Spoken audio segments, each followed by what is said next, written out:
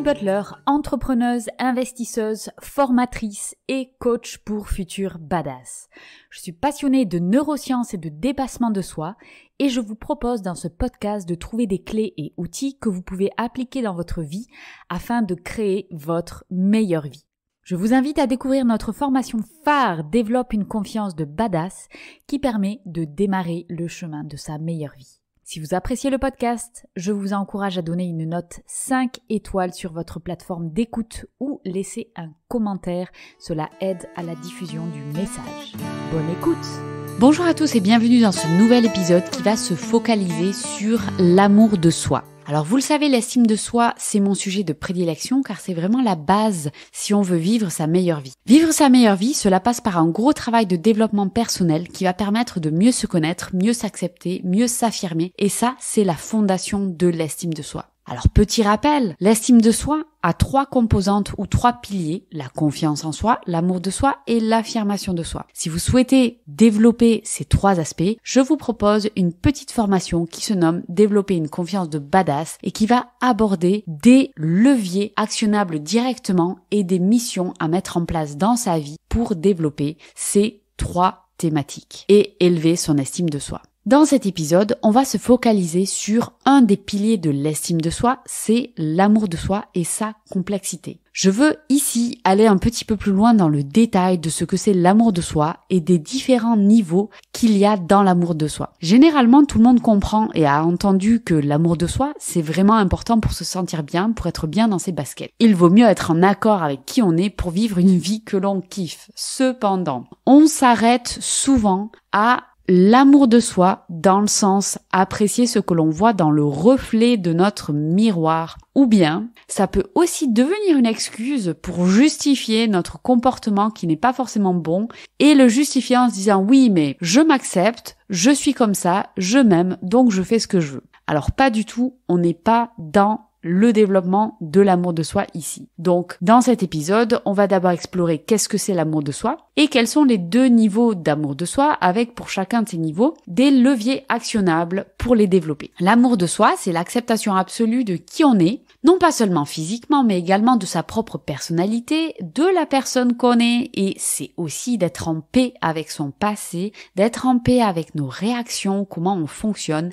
et de ne plus s'infliger des critiques virulentes quand on estime qu'on a foiré quelque chose, mais plutôt de se donner de l'empathie et utiliser ça pour progresser. Il y a 2 niveaux à l'amour de soi. Donc ici, on va parler de ces 2 niveaux, mais attention, en premier lieu, il faut prendre niveau avec des pincettes parce que niveau, ça laisse sous-entendre que c'est comme un escalier, il y a une étape 1, une étape 2, ou bien que c'est quelque chose de chronologique, il faut avoir fait le numéro 1 pour aller au numéro 2. Donc là, on parle de 2 systèmes qui sont interconnectés et j'aime bien utiliser la métaphore de l'oignon. Il y a plusieurs couches, mais toutes ces couches sont interconnectées. Donc ici, on va distinguer 2 couches. La première couche, c'est un amour de soi qui est de soi à soi. Alors ce niveau va se manifester de différentes manières et je vais prendre 2 exemples. Ça va être dans un premier temps, apprécier son apparence physique. Ça, c'est une des composantes. Avoir la capacité d'aimer son corps, d'aimer à quoi on ressemble, quels que soient les dictats que l'on nous impose sur comment devrait être notre corps. Petite parenthèse, les dictats de à quoi une femme doit ressembler est vraiment lié à quelque chose de culturel et n'a en réalité aucun sens. Donc oublions ces dictats-là et développons l'amour de soi sur notre apparence physique. Deuxième point, c'est apprécier qui on est. Donc là, c'est apprécier la personne qu'on est, c'est-à-dire avec ses qualités, mais aussi avec ses défauts. C'est toujours facile d'apprécier ses qualités, mais toujours plus difficile de dire qu'on a des défauts et que c'est tout à fait ok. Alors comment on va travailler ça? On a plusieurs leviers pour travailler ce niveau de l'amour de soi qui est un amour de soi à soi. Numéro 1, ça va être prendre soin de sa propre personne. Numéro 2, appliquer de la bienveillance avec soi-même. Si jamais il nous arrive de faire une erreur, au lieu de s'en vouloir et de se dire qu'on est vraiment trop nul, qu'on est la pire personne sur la terre, on va juste comprendre qu'on est humain, que se planter c'est quelque chose qui arrive et que le meilleur moyen d'utiliser un plantage ou une erreur, c'est d'en tirer une leçon et de l'utiliser pour s'améliorer. Troisième chose, c'est prendre régulièrement du temps pour soi-même, donc pratiquer des activités qui vont nous épanouir. Alors non, ce n'est pas forcément uniquement aller se faire un massage ou aller chez l'esthéticienne. Ça peut être ça, si c'est votre truc, mais c'est vraiment une activité ou des activités qui vous permettent de vous épanouir à vous spécifiquement. Donc par exemple, pour moi, ça va être d'aller courir, ça va être d'aller faire du cheval, ça va être d'aller à un moment donné me balader avec mon chien toute seule, sans ma famille, mais juste moi avec mes pensées. Ça, c'est des choses qui m'épanouissent. Et dernier levier, c'est s'occuper de ses propres besoins avant de combler le besoin des autres. Donc, l'idée ici, ce n'est pas d'aller vouloir combler toutes les attentes de l'extérieur, que du contraire, c'est d'abord de penser à ses propres besoins. On ne peut être une bonne personne pour l'extérieur que si on est d'abord bien à l'intérieur. Quand on a atteint un bon niveau d'amour de soi dans cette étape-là, dans ce niveau qu'on a appelé de soi à soi, eh bien c'est souvent quelqu'un qui va se respecter, qui va oser affirmer ses choix, puisqu'évidemment, même si affirmation et amour de soi sont deux choses différentes, elles sont interconnectées. Quand on a un très bon amour envers soi-même, on va mieux respecter ses envies et par exemple, on ne va pas dire oui à tout le monde. Donc avoir un bon amour de soi-même, cela sert également l'affirmation de soi. Ce niveau-là, de soi à soi, c'est indispensable car il permet d'être bien dans ses baskets. Ensuite, il y a un autre niveau, c'est le niveau de l'amour inconditionnel intérieur. C'est un niveau un petit peu plus profond qu'on peut appeler le niveau de l'amour universel et l'idée, c'est vraiment d'incarner son unicité. Et qu'est-ce que ça veut dire ce truc d'incarner son unicité? Eh bien, ça veut dire qu'on est en accord avec le fait qu'on est qui on est et qu'il n'y a qu'une seule version de nous-mêmes et qu'on aime tout chez nous. Pour cela, il faut libérer l'amour inconditionnel qu'on a naturellement en soi. Cet amour-là, il se ressent de l'intérieur. C'est quelque chose qui part de l'intérieur et qui va rayonner vers l'extérieur. Donc en général, quelqu'un qui est dans cette connexion avec son amour intérieur, c'est quelqu'un qui a une grande sérénité, qui va avoir un grand sentiment de gratitude pour les choses qu'il a déjà. Ça veut pas dire ne pas avoir d'ambition, mais ça veut dire juste être heureux avec ce qu'on a et peut-être vouloir d'autres choses. Il va y avoir chez cette personne une certaine joie, une certaine légèreté, une certaine connexion avec son enfant intérieur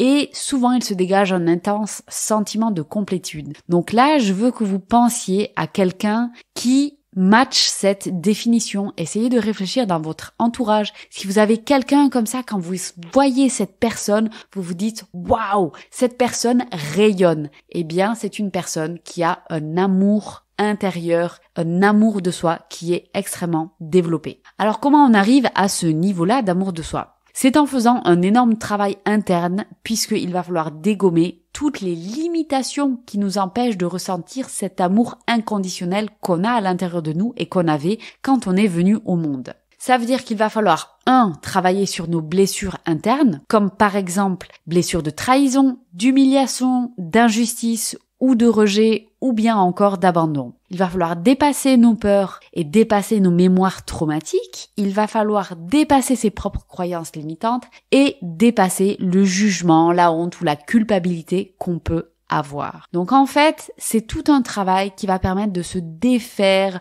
de tout ce qui a emprisonné notre amour intérieur. Quand on dépasse toutes ces limitations, on libère cet amour qu'on a de manière naturelle, mais que notre expérience, notre vie, notre chemin ou encore notre parcours jusqu'à présent a fait qu'il a été enfermé, cadenassé et emprisonné. Imaginez toutes ces choses-là comme un oignon et en fait, à chaque couche, c'est une expérience de notre vie et cette expérience va soit être une aide, soit être une limite. Quand c'est une limite, c'est là où il faut la dépasser. Et c'est là où les choses deviennent un petit peu plus difficiles que dans le niveau précédemment, parce que cela demande de se libérer émotionnellement. Et quand on parle d'émotion, on va forcément devoir faire un travail qui va nous mettre dans l'inconfort, qui va nous mettre face à des choses désagréables et où il va falloir affronter des choses difficiles. Mais c'est la condition sine qua non si on veut arriver à se libérer intérieurement. Alors moi, je vous propose ici 2 outils indispensables pour la gestion des émotions. Ça va être numéro 1, accueillir ses émotions.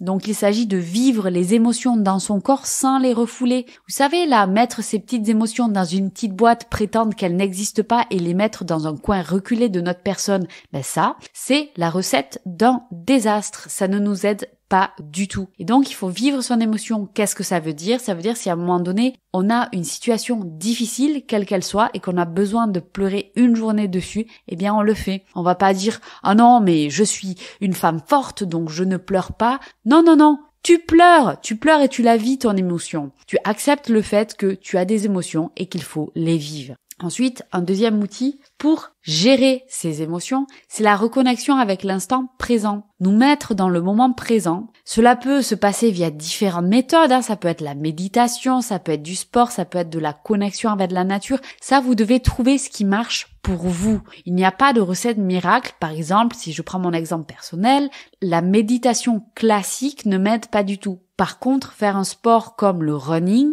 qui va faire bouger mon corps, qui va être dans le mouvement, ça me permet d'atteindre des états méditatifs très intéressants. Donc à vous de trouver les activités qui fonctionnent pour vous. C'est en faisant ces pratiques-là que l'on peut couper nos angoisses qui sont liées au passé ou au futur. Donc reconnexion avec l'instant présent. Et la dernière chose que je veux ajouter, c'est que l'amour de soi, c'est quelque chose qui n'est pas linéaire. C'est pas parce qu'on a passé à un moment donné une étape, qu'on a enlevé une couche de l'oignon, qu'on va forcément aller vers le niveau supérieur. Cela ne marche pas comme ça. Ce n'est pas un escalier. Il ne suffit pas de monter les marches les unes après les autres. C'est un chemin qui est très chaotique, avec des hauts, avec des bas. Il va y avoir des jours où tout va aller bien, et puis il va y avoir des jours où ce sera la catastrophe. C'est ok, c'est la météo de l'amour de soi. L'important, c'est que la direction globale que l'on prend est vers toujours plus d'amour de soi. Donc pour résumer, on peut dire qu'il y a 2 niveaux d'amour de soi. D'un côté, il y a ce qu'on fait de soi à soi, et de l'autre, c'est libérer l'amour inconditionnel intérieur qu'on a de manière naturelle. Travailler son amour de soi, c'est la base, c'est la fondation de l'estime de soi, et si on veut vivre sa meilleure vie, il faut avoir une bonne estime de soi. Ça se construit petit à petit avec des hauts et des bas, mais ce n'est pas linéaire. J'espère que le podcast vous a plu. Si c'est le cas, n'hésitez pas à noter 5 étoiles et commenter le podcast sur votre plateforme d'écoute. Si vous souhaitez aller plus loin, je vous propose des formations et du coaching pour vous permettre de créer votre meilleure vie. Contactez-moi pour plus d'informations.